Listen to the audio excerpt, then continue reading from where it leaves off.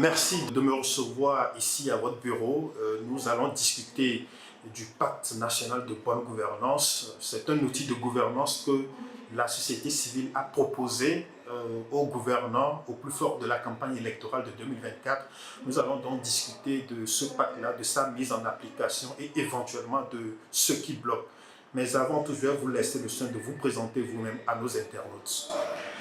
Je suis Abdoulaye Dieye, je suis enseignant à la faculté de droit. J'ai travaillé dans le cadre de sursaut comme expert, parce que j'ai eu la chance d'avoir été le rapporteur général de la Commission nationale de réforme des institutions. Ensuite, j'ai été également au bureau des assises, j'ai travaillé dans la commission politique. Je ne suis pas l'auteur, mais j'ai travaillé sur la constitution des assises, mais aussi sur la constitution de la CNRI. Et c'est sur cette base-là que j'ai été coopté pour être expert, travailler au niveau de sursaut. Alors, professeur Dieye, le pacte de bonne gouvernance qui a été proposé aux candidats qui l'ont signé pendant la campagne électorale, il est censé être mis en œuvre par le président élu. Alors, il se trouve que le président Diomaye Faye l'avait signé aussi, c'est lui qui est élu président. Et je pense que le temps est en train de passer, mais il n'y a jusque-là pas un début de mise en application. Est-ce que vous qui avez travaillé sur ce projet, ça vous préoccupe? Évidemment, ça me préoccupe dans la mesure où l'engagement est là, la volonté d'appliquer également est là, mais je suis beaucoup plus préoccupé par le fait que il n'y a pas de réponse à deux correspondances qui ont été adressées aux dirigeants.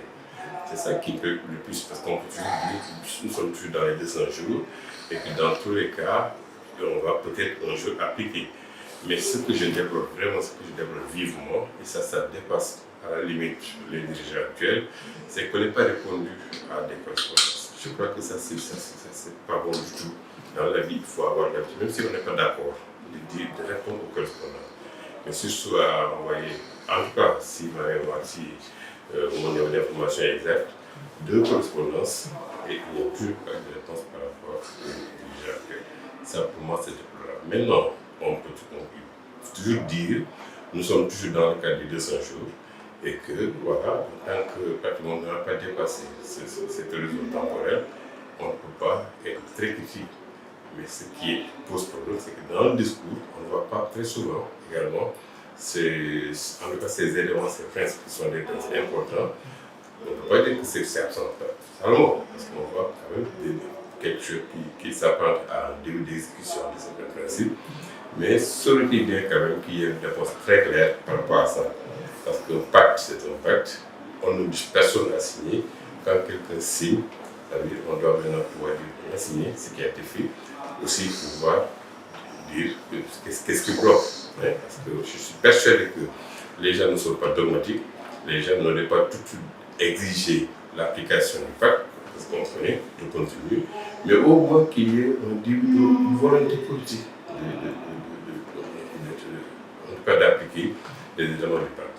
Parce qu'il faut partir du fait que la base, c'est quoi? C'est les conclusions des assises. Merci les recommandations de la CNRI. Et ce citoyen, dans un premier temps, a voulu au moins revoir. C'est dans ce cadre que les gens qui ont travaillé au niveau de la CNRI ont été contactés et qui ont essayé de, si vous voulez, dépoussiérer les conclusions des assises et les recommandations de la CNRI. Et on s'est rendu compte que pratiquement rien n'avait bougé. Surtout, le diagnostic qui a été fait est resté le même. Le diagnostic est encore là, même s'il y a, comme tout le monde le sait, les atouts d'un État de droit au Sénégal. Quand on regarde les textes au Sénégal, on a l'impression que nous sommes dans une très grande démocratie, avec pratiquement tous les éléments de la démocratie. Mais dans la pratique, il y a eu ce hiatus entre ce qui est prévu dans les textes et ce qu'il y a dans la pratique. Et ce qui a justifié surtout le fait de revisiter les conclusions des assises, et on s'est rendu compte que le diagnostic est là, donc ce serait très facile, pratiquement, d'y aller et de mettre l'accent sur le fait qu'il y a encore un début de réponse aux éléments de pacte. Alors, si vous dites que tous les instruments théoriques sont sur place et que dans la pratique, cela ne se met pas en œuvre, est-ce que quelque part vous ne rejoignez pas le Premier ministre malien qui dit que la démocratie sénégalaise est théorique? Mais je suis entièrement d'accord. Je le dis, moi je dis toujours, et là, on n'a vraiment pas besoin de faire beaucoup de théorie. On se rend compte que si on pose la question de savoir quels sont les éléments d'une grande démocratie mixte au Sénégal, il n'y a pratiquement pas de réponse. Quand on voit le nombre de partis politiques, quand on voit en matière de lutte contre la mauvaise gouvernance, quand on voit, etc. Donc tous ces éléments-là sont là.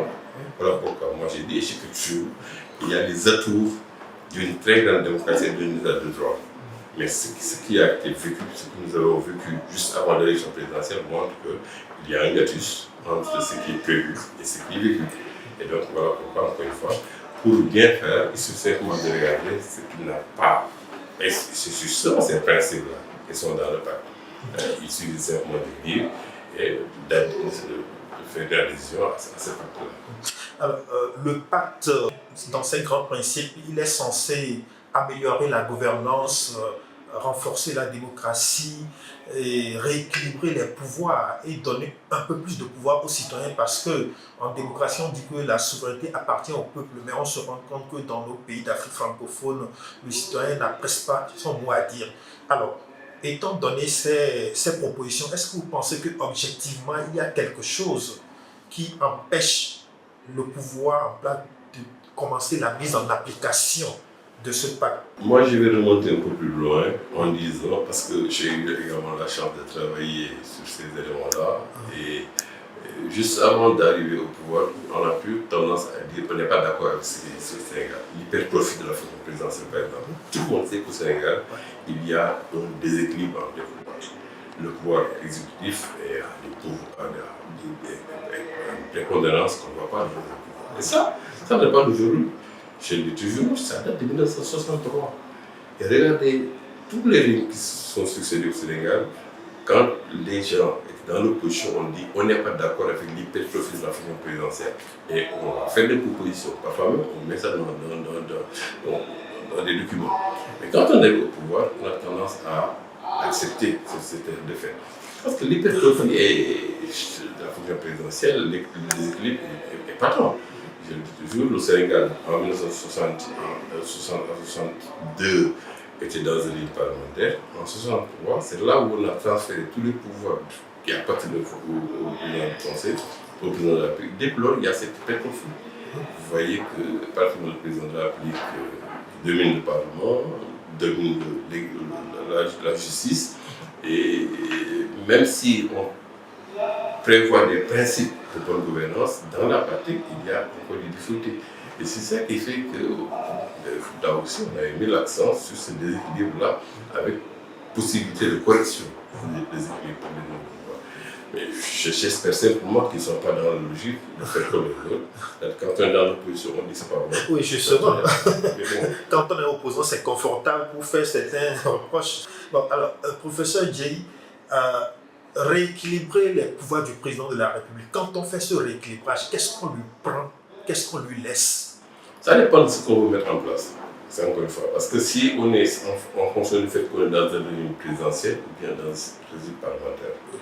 Si nous sommes dans un régime présidentiel, donc normalement il n'y a même pas de prémisse. Parce que le modèle de régime présidentiel, c'est 16 ans.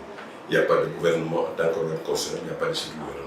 Il y a le chef de l'État qui prend tous les pouvoirs. Quand on est dans un régime parlementaire, là aussi il y a deux modèles. Quand on dit le modèle moniste, c'est là où le chef de l'État n'a même pas, il n'a pas pouvoir. Et tous les pouvoirs appartiennent au Premier ministre. Là, c'est clair, c'est net, les éléments sont là.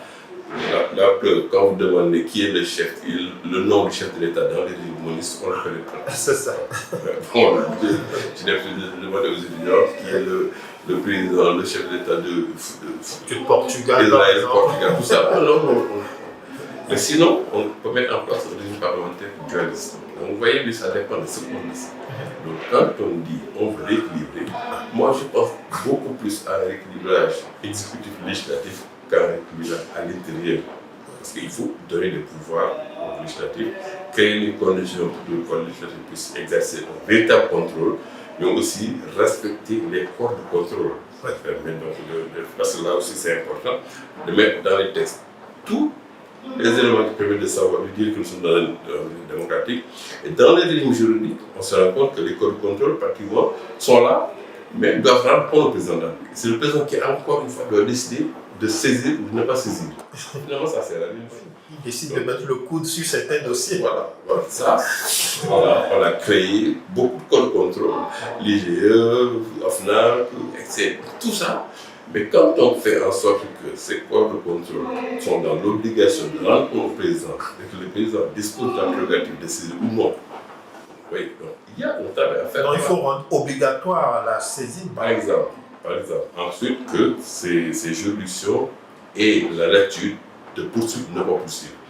Parce que l'erreur que les gens font généralement, c'est de croire que les audits, c'est toujours pour enfoncer. C'est pas exact. Parfois, c'est pour également mettre l'accent sur le fait qu'il y a une bonne gouvernance dans tel domaine. C'est important.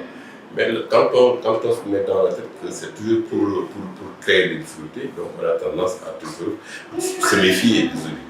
Or, les audits, c'est de bonne gouvernance. C'est de bonne gouvernance. C'est important de le voir comme ça. Alors, parlons justement de la reddition des comptes. Qu'est-ce que le pacte apporte? Parce que, bon, même avant le pacte, on parle de reddition des comptes, mais ce n'est que théorique. Comment est-ce qu'on peut imposer aux membres de l'exécutif, en commençant par son chef, à rendre compte de sa gestion? Rendre compte de ça, parce que pour moi, là, il ne faut même pas faire une distinction entre l'exécutif et ceux qui disposent des responsabilités publiques. Parce que pour moi, c'est la même chose. Donc, il faut rendre compte de ce qu'on fait. Les directeurs généraux, les élus locaux. Voilà. Donc, et c'est accepter que les décrets généraux puissent aller au niveau de l'Assemblée nationale. Ça, déjà, c'est important. Dire ce qu'on a fait des deniers publics, pour moi, c'est un acte de bonne gouvernance. Si bien que je refuse de faire la distinction entre la gestion des comptes au niveau de l'exécutif, je crois que ça c'est clair et net, parce qu'encore une fois, le budget est voté pour les gens de l'exécutif, mais même pour tous ceux qui disposent de responsabilités publiques. Quand vous voyez que c'est gênant pour le président de la République, surtout dans le cadre actuel, il a tous les pouvoirs et il n'est responsable de rien. Parce que c'est ça la difficulté. Et c'est ça la contradiction au niveau du Sénégal. On parle beaucoup de motions de censure, de questions de confiance, mais regardez, dans un régime parlementaire, surtout le ministre, celui qui a le pouvoir, c'est le chef du gouvernement.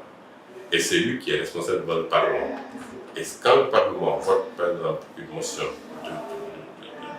de défiance, c'est le chef du gouvernement qui est sanctionné. Mais au Sénégal, qui détermine la politique de la nation? C'est le chef de l'État. Et il y a un premier ministre. Mais si on doit sanctionner, qui est-ce qu'on va sanctionner? On va sanctionner le chef du gouvernement. Parce que si on vote une motion de censure, qui démissionne? C'est le chef du gouvernement. Si on rejette une question de confiance, qui démissionne? C'est le chef du gouvernement. Et pourtant, qui détermine la politique de la nation? C'est le chef de l'État. Donc c'est ça la contradiction au Sénégal. Et ça, c'est des choses qui ne datent pas d'aujourd'hui, malheureusement. On peut peut-être simplement régler tout cela à travers la mise en œuvre du pacte. Et c'est des contradictions. Ça, c'est lié à ça. Il suffit simplement de continuer pour se rendre compte qu'au Sénégal, le fait de dire encore que c'est le président qui détermine la politique de la nation, mais c'est le gouvernement qui est responsable devant le Parlement, il y a quand même une contradiction qu'il faut lever.